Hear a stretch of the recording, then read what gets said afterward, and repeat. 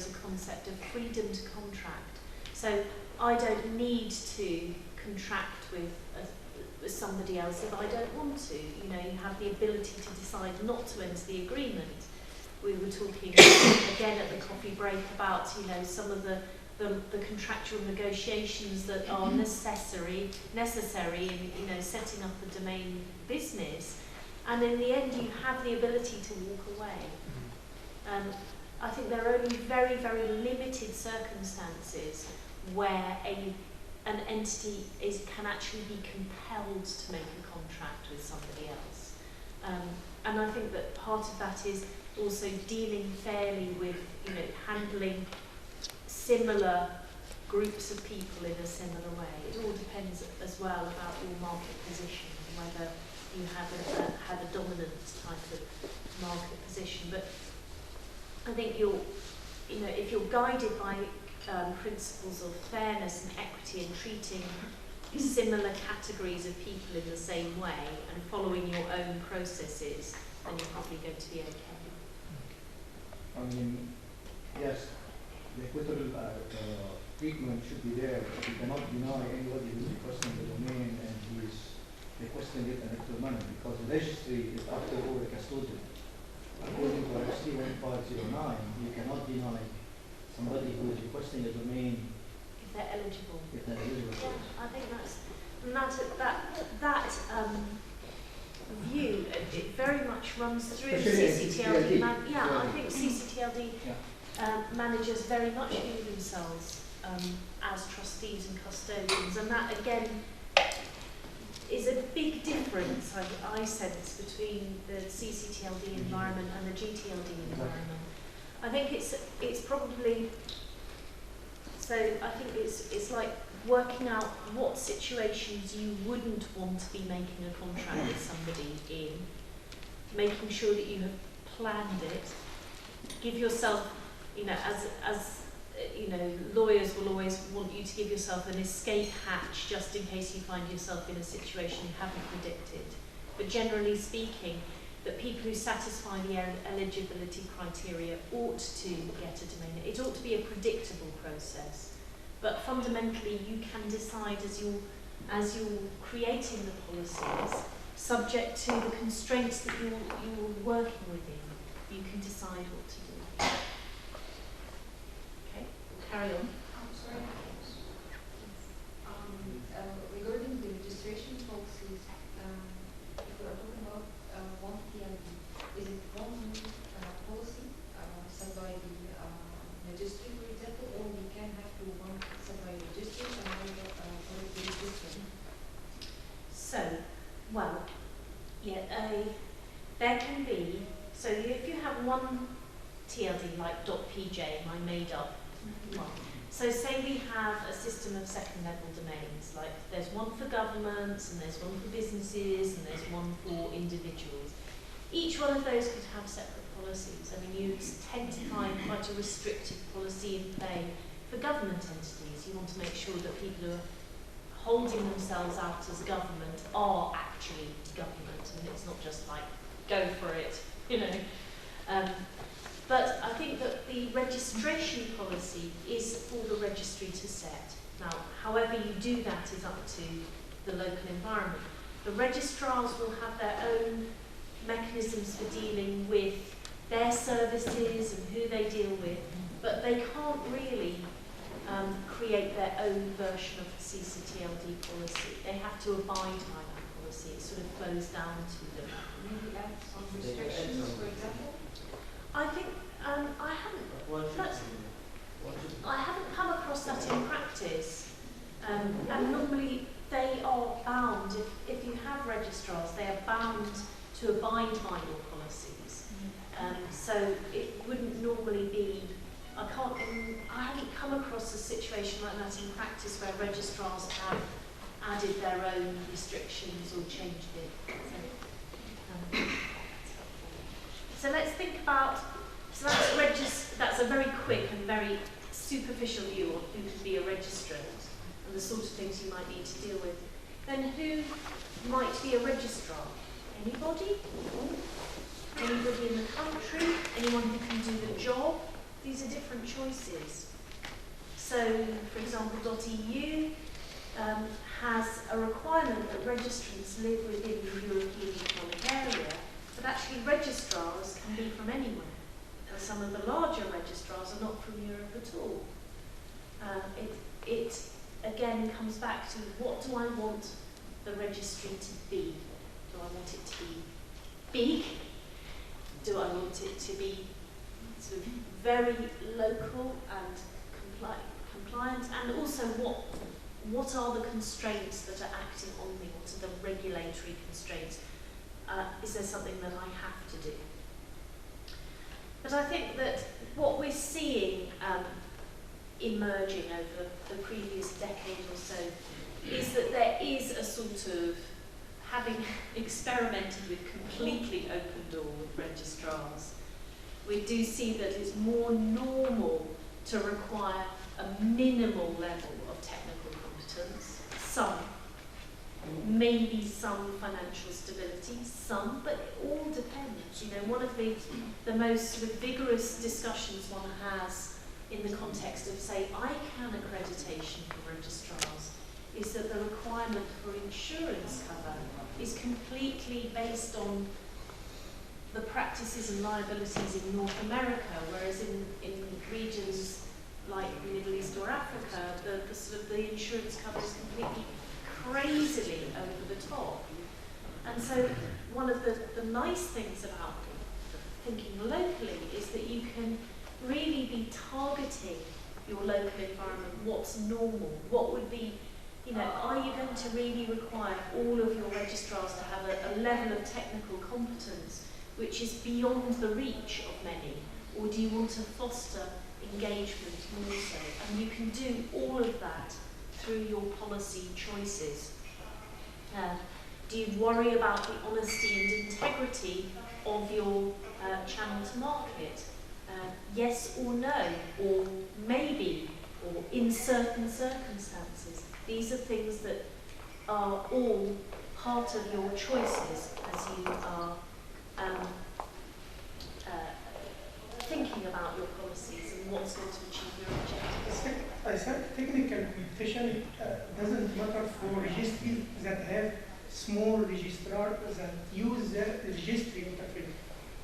Yeah, I think that some approaches which I've seen work very well in practice is the registries taking the view of themselves not as a kind of school type of headmaster, and you must meet the standards, but actually running training courses for registrars to say this is the way our interfaces work. If you'd like to attend the training course, then we can actually help you to get set up for us, and a much more collaborative type of capacity building almost type of approach. And you see that through CCTLDs worldwide. Another area, another busy policy area, is about access to data, registration data. If you've got names and addresses of registrants, then you have to think about compliance with WHOIS protocols. WHOIS protocol which requires a registry to publish the name and address of the administrative contact, billing and technical contacts, and certain technical details like the name servers, date of registration, last update, and so on. So there is a WHOIS service, but at the same time, there are clearly privacy risks. There are at least theoretical privacy risks in having all of that registrant data available online for people to look up. So where you strike the balance, again, being in a country code environment, you have the ability to think about and to determine your own policies according to your regulatory environment. So, you can think about who is relying on this data. Would it be law enforcement, intellectual property rights holders? How are they knowing to contact you? How do they know that domain names have been registered? It's probably through the WHOIS service in some way. And what exactly are they looking for? Are they looking for contact data? Are they looking for technical data, or are they just looking for data? You know, because sometimes data itself, just lots of data, tells you its own story. And what do they need the data to be? This is a very intense and argumentative area within the ICANN environment, for example. You know, does the contact data have to be to get you 99 or 100% in your contact data accuracy exam, or does it just have to be good enough to somehow find you? I mean, one of the, you were talking about the difficulty in finding addresses in Nigeria, but actually having false negatives in a data accuracy program can be enormously disruptive. It's been one of the things that, you know, sometimes you think, well, we're going to be a responsible registry and we're going to demand that all of our data is 100% accurate. And then, you know, you think, well, how do I do that? How do I measure what is accurate data? And sometimes, I mean, in some environments you can buy databases with all of the addresses and stuff. But in lots of countries there isn't a postal code system. There are sometimes new addresses which don't appear on these databases, and you end up with domain names being rejected for having false contact details which don't have false contact details at all. It's just that whatever you're using to check the addresses doesn't work or doesn't recognise the particular system. So, I mean, all of these areas have a financial implication, they have a technical implication, and they often have legal implications as well. So, let's look at the kind of broad policy choices that we were talking about with registration data. First come, first served. That is something that's quite familiar in the broader domain name environment. You see it a lot in the GTLD space. It's like, you know, who can register a domain name? We don't really care. We just give them access to the service. We open the door, as you said, and let them sort themselves out afterwards. The advantages of this is it's very easy to automate. There are now kind of registries in a box. There's lots and lots of technical standards. Nobody sitting there at the registry has to make a decision in real time whether or not to allow the registration. So taking our Panjazira example, the applications are faxed to the registry and somebody actually looks at the whole thing with the backlog, because there will be a backlog. The whole thing takes about 3 weeks. In contrast, with a first-come, first-served environment, you can have the domain name registered and up and running within seconds. And with automation, by taking people out of the, and judgment out of the registration process, you end up driving prices lower and lower, because your costs are lower and lower.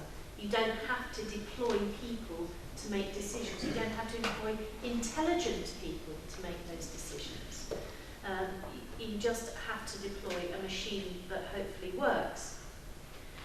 And you know, so, but there's also a sort of, it's not perfect. There are bad things that can happen when you open the door. It's like I was talking to somebody who was talking about, a Chinese professor who was talking about the internet in China, and he said, we think about the internet as an open window, but we just don't have the flies. And if you have a completely open first come, first served, you have everything in there. You have the whole world in there in all of its variety and with all of the bad stuff as well. You have disputes, impersonation, people doing selling bad things on websites, doing sort of behaviour that you perhaps wouldn't want associated with your CCTLD, speculating, buying and selling. Some people don't like that. You won't be able to control it at the point of registration. You can decide what you want to do afterwards. And I think that this is an important distinction as we think about registry policies. Is you can't solve all the problems in the world, but what you can do is decide when you are going to intervene. know, you can try a preventative approach, like almost equivalent to everybody stay at home and we'll just let people out when we say, or we'll let people in when we say. Or you can have a more open approach and you say, well, we're still not irresponsible, we are responsible, we don't like this, we will not allow you to use someone else's trademark, we will not allow you to host certain types of materials which are important to us to prevent. You can't do this sort of illegal activity, and if that happens, it will go. It's all about when you intervene. Eligibility criteria, who checks? Well, ultimately, with things like this, it's quite hard to automate them, and you'll probably need an intelligent person on the other end of the process, or several intelligent people if you're being successful. And also people, well, machines make mistakes and people make mistakes, and they make different types of mistakes. Machines are very good at processing stuff, and they can just stop. They don't tend to make errors of judgment very much, but people do. People are different. And one person looking at a set of criteria might well make a different decision to the person who's sitting next to them. So how do you ensure that quality control? Also, individual people are incredibly resourceful, and if they want something, they will normally find a way of getting it. And so no matter how beautifully crafted your eligibility criteria are, you may well find that people are getting around them. There are definitely fewer disputes, that's for sure. There are also fewer speculative domains, but there are also often fewer registrations. It's quite unusual to find, if your policy objective, if your strategic choices are want growth, it's quite unusual to find a restricted eligibility criteria type of policy sitting there in the same environment. Sometimes, I remember talking a long time ago, maybe over 10 years ago, to colleagues in Centre in Europe, and at that stage, in the kind of early 2000s, there was a sort of wave of liberalisation of domain name registries within Europe. And I was talking to people about how many legal staff they had and whether they had disputes. And I was really amazed to find that a lot of people who were working in restricted registries where they had quite tough eligibility criteria would have quite a big staff of people who were dealing with challenges to the registry because of either a decision to register or a decision not to register particular domains. So people will challenge you, and it's just a question of how they challenge you. You can't avoid that by having a particular domain name policies. Okay, so the other thing is that the more involved your policy starts to become, the more difficult it becomes to automate, and that can drive your own operational costs at the same time. So if you make certain registrar policies, you've got to sort of think about striking the right balance between getting a kind of vibrant, nurturing the local industry type of thing, and also preventing bad behaviour by your downstream providers who might, the reputational damage might well come back and hurt you. So, registrars, as I've said, can be quite challenging. They have certain demands, and certainly if you're sort of, in the kind of fictional case study, if you're a small registry like .pj, are you really going to be going out to the large global registrars and telling them how they're going to do their business? I think it's much more likely that they will be saying, well, we need this, this and this from you in order to carry you. And some CCTLDs just don't want that bother, and they don't want that, to have those sort of situations. There's also, thinking about privacy and who is policies, which is the other policy area that does tend to come up a lot in this business. How do you strike the right balance? It's always about there's obviously a requirement for some people to get at registration data. People like the police, or people like trademark interests, or even technical inquiries. You need to find out certain information about a domain name, and that's completely legitimate. But it's not perhaps legitimate to harvest all of that WHOIS data and send spam to everybody, or to impersonate the registry and send false renewal invoices. All of these things happen in real life. So how do you strike the appropriate balance? And how do you empower individuals, perhaps, to make a choice about whether or not they want their registration data to appear publicly? Who collects it? What sort of standards apply about accuracy? And what do you do when you find that data is inaccurate? Okay, are we staying with it? What do you do when you want to change your policy? Okay. About the WHOIS data, is there some obligation for the registry to maintain this data, and like for any third-party spam or something like that can take the bulk data and spam the users? Does they have to be committed to protect the Well, data? some registries don't.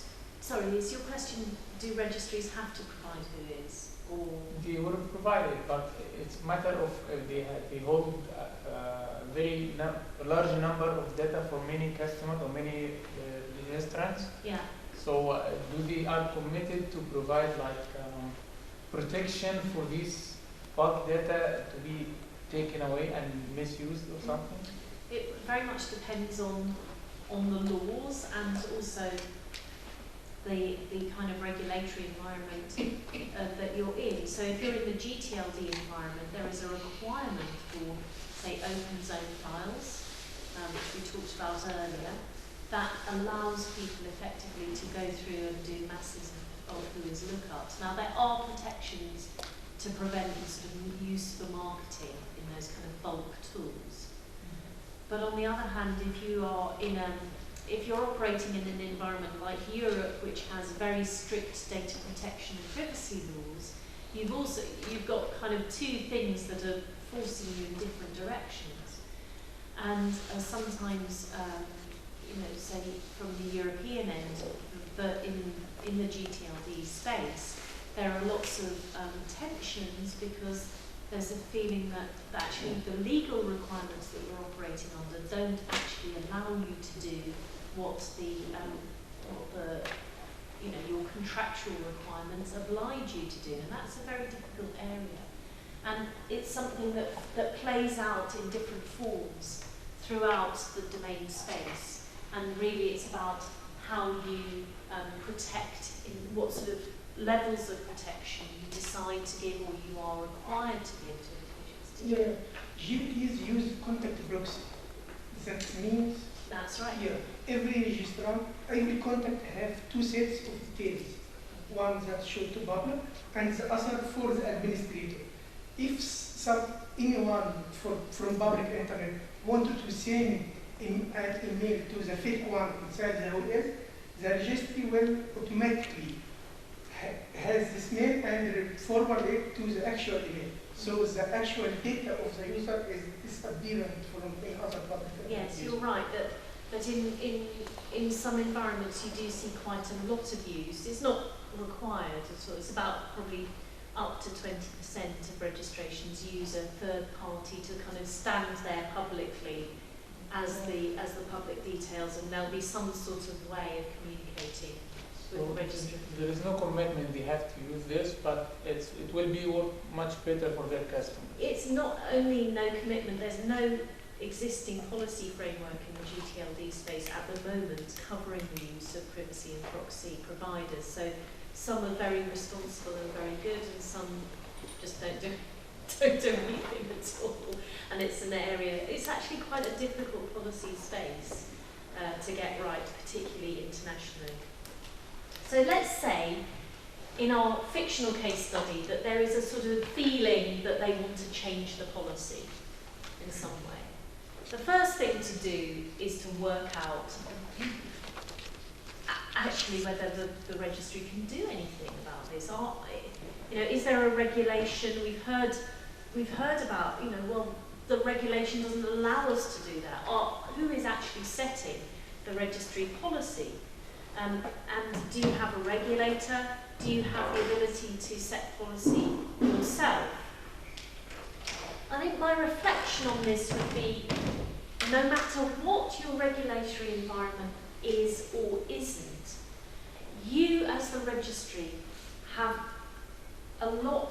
certainly have an interest, and you probably have an awful lot of detailed knowledge about what's actually happening and what you would like and what the rest of the industry does and how it behaves. And so you are either able to drive the policy direction, or at least be able to inform your regulator about the relevant policy choices and to influence the policy direction of the regulator. And that should be your objective, no matter how, a lot of CCTLDs are run out of universities or run out of the telecoms regulator, or they may well have specific regulations. No matter what, the CCTLD registry is still able to influence policy direction, I would say. Or you can take the decision to say, well, I'm going to try to inform my regulator and use my industry knowledge and expertise and knowledge of best practices around the world in order to inform the debate.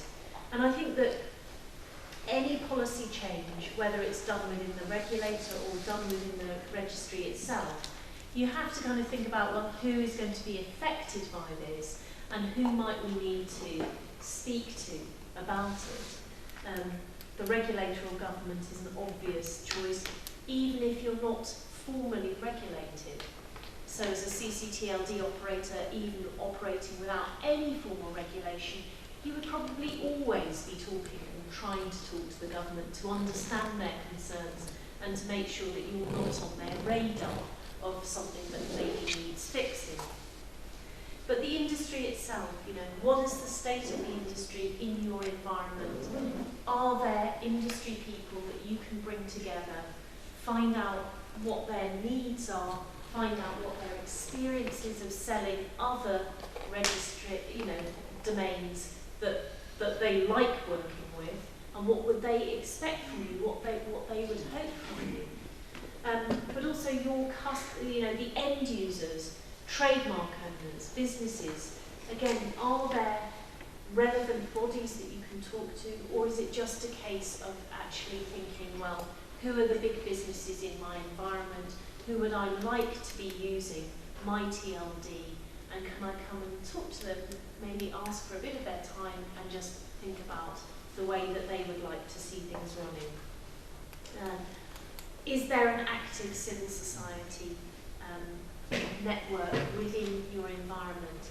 I know from experience of working with internet policy people that, for example, there is a lot of civil society activity in certain countries in Africa which have brought a great deal of user perspectives from different points of view to policy making, and it is an incredibly valuable perspective to include in when you're thinking about issues like privacy or issues like research and so on, consumer protections and things like that. Usually in these sort of situations, having two heads or four heads thinking about issues is infinitely, exponentially better than one, because people have their own perspectives to bring to the table, and they can tell you about things that you've probably not even considered. That's my experience anyway. Do you need to consult? I mean, that very much depends on your environment. You may not have that much power to change things in your country code. It might be up to somebody else. And certainly when you look at some of the biggest names in the internet industry, Google, Facebook, do they go out and hold hands with people and consult with them on policy before they do things? No. You find out the next time you log in. Is that sort of, but this comes back to you know, the point that you made about the role of the CC, which is a bit special and has this sort of trustee type of feeling, and comes back, you quoted a different RFC, but RFC 1591 talks about the manager as the trustee of the top level, and it is appropriate to be concerned about responsibilities and service to the community. And I think that this is a theme that really drives through, despite all of the diversity that you see in the CCTLD space, and you do see a lot, those concepts, I think, of responsibility and service really do run through to the core of most CCTLD operators, any that I can think of. And I think that whether you're operating without a regulator or within a regulatory framework, my proposition to you is that consultation with affected stakeholders is always going to help you make better policy choices. Now, I'm fully aware that in some environments there isn't the same level of interlocutors that you can just talk to. You know, you may not have organised business representatives, you may not have organised civil society representatives, but I still believe that even in a small way, in quite a local way, in quite an informal way, if you can just try to identify the different kind of categories of people who need the CCTLD and try to understand their perspectives, you will be either making or informing better policy choices. Well, how to do it, process. I was asked to talk about process and that. I think it's probably been part of an environment, an industry that fundamentally is technological and people by engineers, is that we do love our processes. We love our processes in this environment. But still, I think what is the best way of doing policy making is still, nothing is perfect. You can either go from the bottom up type of thing, that's exemplified, I think, very well in the ICANN environment, which has a lot of engagement from people, and increasingly it's people throughout the world, but you have a really sort of strong and engaged body of people. Now, I can say to you, even from my experience of working in quite a large CCTLD in an environment that was sort of very full of interlocutors, but actually getting people to engage in local policy making in the CCTLD is quite difficult. And you don't have that kind of natural community, perhaps, that the ICANN environment can command. And so the alternative might be to say, well, look, we talk to people and we kind of know where we're going to go, so we're going to make some proposals and then we'll just consult on them and get different perspectives. And that can work quite well, particularly in environments where you can't guarantee that much active, sustained. A lot of the ICANN policy, I'm on a policy working group at the moment, it's been going for 2 years. Two years. We have so far issued a preliminary report, and I'm sure there's at least another year going. There are weekly phone calls, people, weekly phone calls. Now, to actually guarantee that level of volunteer commitment in multi-year processes is quite unusual, and it's not actually possible in every environment. So the alternative is to say, well, look, we're going to talk to people and we know vaguely where we want to go, have some proposals and get people to comment on them, and actually also reach out to people who aren't participating and seek their, try and explain what you're doing, try and make sure that they understand the implications, and then start to get them to work them through and inform them.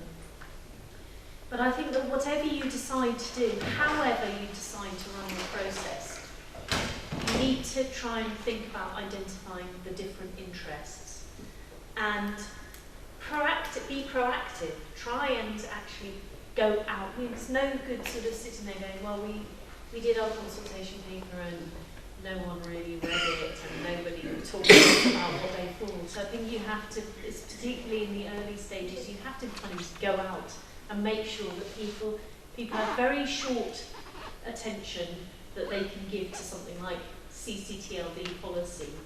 So it's actually trying to help them to understand what the implications could be for them, and then they can help you. And also, you're going to come across, in all of the policy choices that you make, you will come across situations that make you think, oh gosh, I shouldn't do that because that bad thing might happen. Or how do I balance these two things which seem to me, both of them, very legitimate, but they're completely incompatible with one another. It is legitimate that law enforcement in certain environments should be able to access contact data of registrants. It is completely legitimate that registrants should not want that to happen in certain situations. So how do you find your way through in a way that doesn't provide an imbalanced outcome? And also it's the whole thing of having your objectives. What do you want to do? Do you want to grow your registry, or do you want to have a kind of very sort of safe and trusted environment? Those big decisions about your direction will guide you through the policy making choices.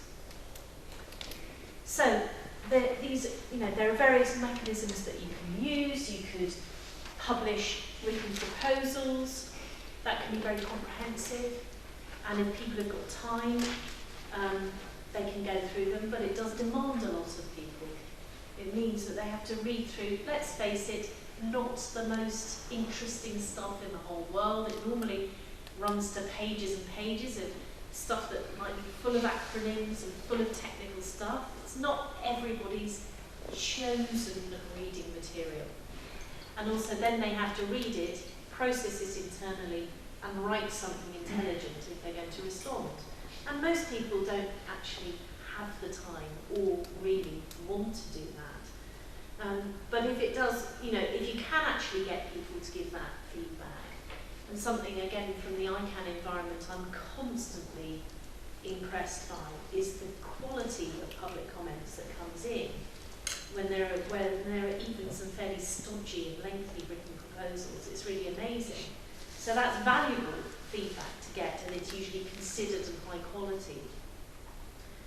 If you think you're not that confident that that's going to happen in your environment, then maybe think about organising meetings, stuff like this, where you can bring people together and try and communicate to them what you want to do and get the conversation going, and then that can help to stimulate ideas there and then. The drawback, that's the advantages, it's much more immediate, and you know from the room the sort of concerns that people are getting. But the disadvantage is that it's often quite difficult to capture that input, and people will normally not follow up and make a written response, because after all they have actually come to the meeting and given up their time to do that. So it's up to you as the registry to make sure you've got quite a robust way to capture their responses. Another option, and this is sort of borrowed really from market research type of areas, is maybe consider some focus groups, maybe consider setting up an advisory body. This is something, for example, URID has a couple of standing committees of advisory bodies from registrars, for example, and they're a very good and very valuable resource for the registry to sort of just listen to what people are talking about and to try out new policy directions on and get some input from. Surveys, if you want some quantitative data. Again, normally people don't bother to fill in surveys. You need to put some resource behind it and make sure that people are actually filling them in. But if you do manage to get even a small number of responses to a sort of qualitative survey, that's valuable, very valuable, and it can often help to persuade others about your proposed direction of travel. So my overall message on this is, from the perspective of the CCTLD, kind of starting thinking about consultation. It's difficult. You don't have the natural engagement that an an international body such as ICANN has built up over a long time, but people who just follow it, you have to kind of do more proactively to reach out to the people in your community. But I really would recommend it as a worthwhile effort, because it will give you such a sense of legitimacy, and it will mean that your policy making, I think, is better as a result. So finally, if you are going to consult, if you are going to take people's time and ask for their input into your proposals, please, please do show them that you have listened to them. It's incredibly important if you want them to engage with you a second time, for you to be able, you don't have to agree with everything, but it is important to sort of give a level of assurance that it's worthwhile for people to engage, such as, you know, some small steps like publishing your consultation documents, publishing the responses that you got, and sort of showing how the responses affected the policy is incredibly important. And you can do all sorts of things like summarise responses by the issues, help people understand how the input influenced thinking, and also, this is a difficult thing and comes back to the kind of trustee service type of mentality that we were talking about, is that the archive, your web archive, is very important, and it's something that you may have to kind of have a bit of a tussle with your marketing people with about sometimes, because the whole drivers on internet content are often freshness, vitality, engagement, and sometimes you can look at CCTLD websites and realise that their entire policy archive has disappeared because they've upgraded their website, and you know, historical processes, very important policy processes, have entirely disappeared. But also, you know, these are part of the history, they are part of the legitimacy of the CCTLD, so do try to manage the archive. So, can I ask? Yes, please do. Gosh, I'm getting a sore throat from just talking non-stop, so please do. Would you consider an advertising campaign as a suitable consultation process? In a way, I'd see that probably more as the end of the process, and I think it's an incredibly important part. That's more like when you have taken the direction that you need to, or that you know the choice that you've made and you want to raise awareness of what you're going to do, and that's very, very important. Are you talking about maybe advertising that you want input? Yeah, I think that's a very, very good idea. It's sort of, I think it's often a good idea to think about sort of advertising, promoting awareness of a particular incident, or like we're having a meeting, or we've published these materials, this deadline's coming up, you know, something that's very kind of very much got a call to action in it, you know, that people know what's expected of them. Is there an example of a CCTLD that has a PDP? Do they have a policy development process? Registries with policy development processes? Yeah. Yeah, I think you do. If you look around, that there are policy development processes. You know, .eu, for example, which comes from a regulated environment, probably something fairly similar in some ways to some in the region here, is actually the Commission who will change policy.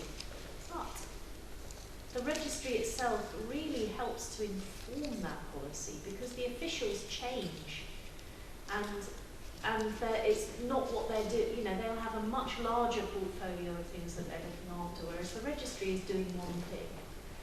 And if you can go to the Commission, even to your regulator, and say, we've got this policy, this is an example, sorry if this is an example you're going to use, but say trade and transfers in .eu was something that where .eu was actually a little bit out of step with what was happening internationally, and the registrars really did a lot of informing of the registry of both what the problem was and what a potential solution could be. And I think that was a very successful example of using a standing committee of registrars to help inform policy, taking that up to the Commission, getting their acceptance for it, and then going through the operational processes.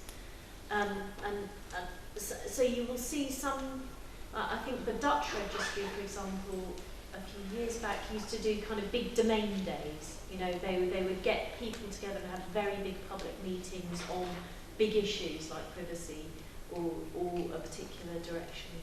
The .uk registry used to have a standing policy advisory body and now does more consultation type of mechanisms. And I think that, you know, the experiences of other CCTLDs can help us to understand some of the challenges of making local policy and actually getting informed engagement from the people that you would want to get. It is very difficult. And I think that one of the things that I've learnt over the years is that you have to do a lot of the work for people without seeming to drive the policy. You have to be open to the responses that you get, but you can't rely on others to really take it on. I think when you have a big network, sorry to keep talking about ICANN in this way, but it's a sort of such an example of a network that already has an engaged public. They will come and say, hey, you need to sort out this policy, usually as aggressively as that or more aggressively. And so that kind of drives it. Whereas the registry in a smaller environment, more local environment, will probably be the only body that knows what's really failing or what's really going on or what the potential might be from talking to colleagues in other environments as well. Sorry. And what your experience in developing a bottom-up structure is that the representation should be qualified and quantified. By that I mean we should have a clear understanding of the representation body. Who are the representatives? They should be officially appointed by that body as not individuals, so that the recommendation that we receive from them are kind of qualified as being representatives of a larger body, larger group. That definitely, that's such an important issue, isn't it? And that, you know, you can end up with talking to your group of people that you go to, and you find that none of them are talking to the people that you thought that they were representing, or some of them are, or some that aren't. And I think it's always difficult to balance. The documentation you should provide us this, and this person was appointed by the Bar Association, Yes. by the Chamber of Commerce. Yep. So he's representing that larger body Yeah. as being part of the stakeholder body that is part Yeah. of the development of the policy. And that people are serving as a representative, you know, they're advising on policy as in their representative capacity. Now, sometimes, for whatever reason, organisations won't want to have that level of formality, but and it's a question of judgment from the operator themselves about the quality of advice that you're getting. And of course, if you're relying on people to volunteer, quite often in life the people that you might want to volunteer aren't the people who actually do volunteer, but you have to use the materials that you are given in life. And not only that, because after you go to the regulator, regulating body, you are in there going with some might and representing I think that's absolutely that right. larger group of. This is And absolutely. even with that, you have lots of problems. Yeah, even then you have problems, but you're going to be a much more plausible interlocutor Yes. with your regulator. You're going to be much more likely to persuade if you can say, well, trademark people want us to do this, privacy people want us to do this, industry want it to be easy and cheap, and and this is the inputs we've got. We've suggested this way forward, and 55% of people are happy. Done deal. No. But getting there is very challenging. I'm not going to lie, it's challenging in any environment, but it's also incredibly rewarding, in my opinion. So, After many. so So that this is, you know, it's like somebody said, I was at this thing, somebody said, I heard this interview with an author, and they said, are you the author, the sort of author that loves writing or that loves having written? And she said, I love having written. You know, sometimes having formed a policy is very satisfying afterwards and very painful at the time. But actually, if you're on, you know, on difficult policy issues, if you're not getting those sort of different contradictory inputs, then you're probably not hearing from enough people because they're difficult, and so people disagree. Right. We're now in the position of having written our policy. What do you do? And this is incredibly interesting and funny to observe. That after I love the that so many people, having gone through the pain of a long policy process, actually forget to document the policy. I think this is partly human nature, because by the time you got to the end of it, you cannot bear the sight of it any longer, and you just want to move on to the next thing. But then you go back a couple of years later and go, well, you know, the famous who is policy, or the famous dispute policy, and you realise that you've completely forgotten to document the outcome. So good policies, we are told, are clear, concise and well communicated. Three things that I think, hand on heart, our industry does struggle with. We do struggle to be clear, we do struggle to be concise. We struggle to talk to people who aren't, you know, within our circle. Yeah.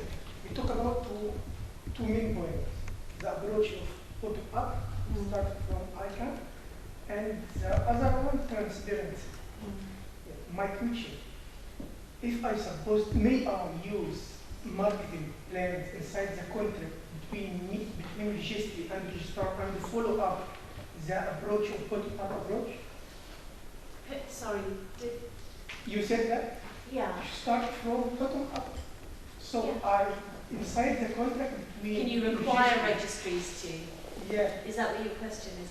Yeah, I think that might well be worth trying. I mean, normally, you know, like any business, registries tend to be more profit orientated, sometimes quite small, operating on small margins, and so they might well not be able or willing to give up the time that some do.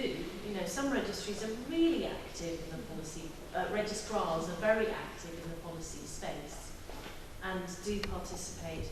I think that if you feel that you may not be able to guarantee the level of engagement, then do think about maybe starting to set up some sort of small group of registrars who you know will speak. And you know, if you give them a special status like an advisory committee, and some way of ensuring balance and that they are actually representative, and that some sort of rotation, that might well be a more realistic model than requiring it in the contract. But of course, you know, try anything. Try and have a single web page that lists the policies and gives people, try and imagine what it was like when you didn't know all the stuff yourself, and you are an interested, reasonably intelligent person just wanting to find out basic information. And it's so important, and it's something that we can all do better at. So, you've got your policy, you've published it, now comes to the difficult side of understanding how to implement it and what you need to kind of get in motion for this policy to become a reality. Think about who inside your organisation is going to be affected. Often it will be obviously your external communications people. That was something we were just discussing. Your operational systems, meaning your people doing things, might need to be retrained. They might need to be redeployed. They might need to understand the implications. Your technical systems may need developing. I'm sure I'm not the only person in the room who has come within weeks of launching a major policy initiative to find that the technical team or the technical system that you thought you were going to have to support it hasn't been started yet. These things take time to build. They take understanding within your technical team or external provider. And this is an important coordination function that needs to be done with plenty of lead time.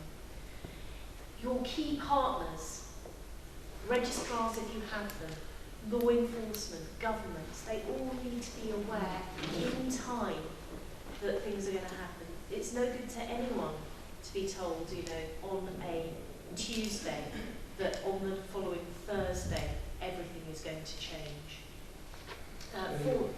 What would you do also with the legacy? I'm going to come to legacy, but we can have a good talk about legacy because legacies are often... Yeah, if you're changing the policy... If you're changing the policy, what do you do about the legacy? And we can, I'm sure we can all swap some fun stories about that. But you know, you are going to need to do some forward planning about what's the impact going to be on your budget. Do you need more humans or less humans to do this? And what is a realistic timescale? And always try and give yourself a bit more time than you think you're going to need. You'll always end up being squeezed anyway. So, you've got your policy. It's now in play. We'll deal with legacies in a minute. But, by definition, if you've got a policy, it's only as good as its enforcement, which is another reason why often technical bodies, historically in this space, starting as startups with very, very few resources, have chosen very simple policies because they're easy to enforce. Because it's basically, we won't do anything, you know, type of thing. But, you know, a technical approach is easy to do in some situations and awful to do in others. So it's great to do in a high volume, easily automated policy. For example, I'm going to just move on to the privacy thing, but first come, first served is an example of technical implementation. Does the domain name exist? Computer goes yes or no. The answer determines the path. And that is a very effective use of technical mechanisms. URID has a particular sensitivity to protection of personal data, being the registry of the European Commission, which has also created a lot of data protection laws within the European community. And so URID has to show a responsible approach to abusive use of who is data, because if people are starting to do multiple lookups, then they might be creating mailing lists and doing bad things. So URID takes a technical but incremental approach. So I tried this out for real. Email addresses are displayed on WHOIS results relating to natural persons. So my brother, for example, has a .eu address in his personal capacity, and I looked up various domains. And after about 2 or 3 lookups from me as an individual with my whatever, maybe it's an IP address if it's static, the computer knows, hey, this person's doing lots of lookups, and it gives me a captcha, which in this slide is brilliantly displayed as a black box, but I can tell you that there really is a number there to check that I'm a person. So, that's getting machines to do policy enforcement, but machines aren't very good at taking complex decisions or things that involve human judgment. And another example, taken from the ICANN example, is getting a team to do the enforcement. You know, go back to the basic things of policy makers. Enforcement takes people, it does take resources. So compliance, contractual compliance for registry and registrars has an internal team of 21 people. That has grown a lot in the last few years, and arguably I think we'll probably see some more growth. I think they'll be adding more people because the workload is expanding. So the broad approach taken within the compliance function is prevention first, i.e. informal sort of dialogue with the contracted party to try to nurture them into a state of